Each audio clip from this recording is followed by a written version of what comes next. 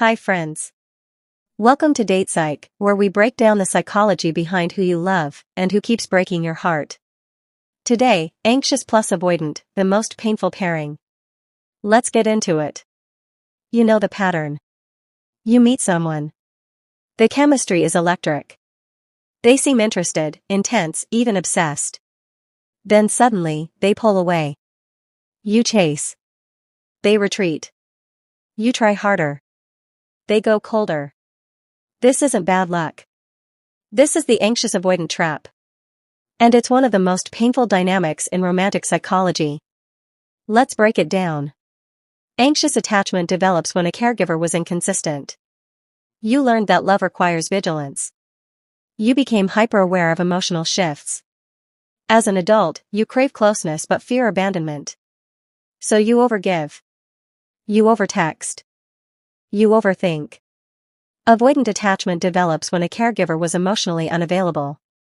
You learned that depending on others leads to disappointment. You became self-reliant. As an adult, you crave connection but fear being trapped. So you pull away.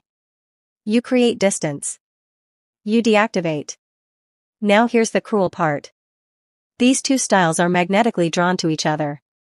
The avoidance independence triggers the anxious person's fear of abandonment. So the anxious person chases harder. The anxious person's need for closeness triggers the avoidant person's fear of being trapped. So the avoidant person pulls away more. It's a perfect, painful cycle. One chases. One runs. Both are triggered. Neither feels safe. And this is where the addiction forms. For the anxious person, intermittent reinforcement, the hot and cold, creates a dopamine loop. The avoidant person becomes a slot machine. Sometimes they're warm. Sometimes they're cold. And the anxious person keeps pulling the lever, hoping for the jackpot. For the avoidant person, the anxious partner's intensity confirms their belief that relationships are suffocating. So they retreat further. They might even feel relief when alone. The result? A relationship that feels passionate but is actually traumatic.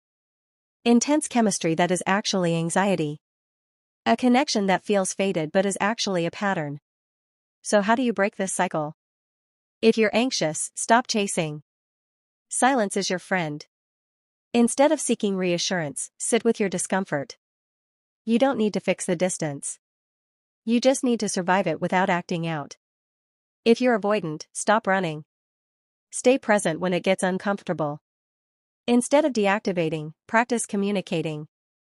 You don't have to fix their feelings. You just need to stay. No disappearing acts. And if you're in this dynamic right now, ask yourself one question: am I in love with this person, or am I addicted to the chase?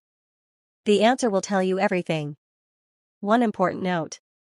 Neither style is broken. Anxious and avoidant are survival strategies that once protected you.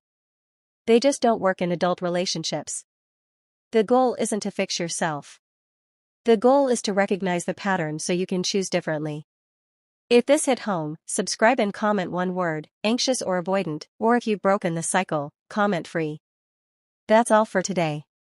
Remember, your patterns don't define you. Understanding them does. This is DatePsych. See you in the next video.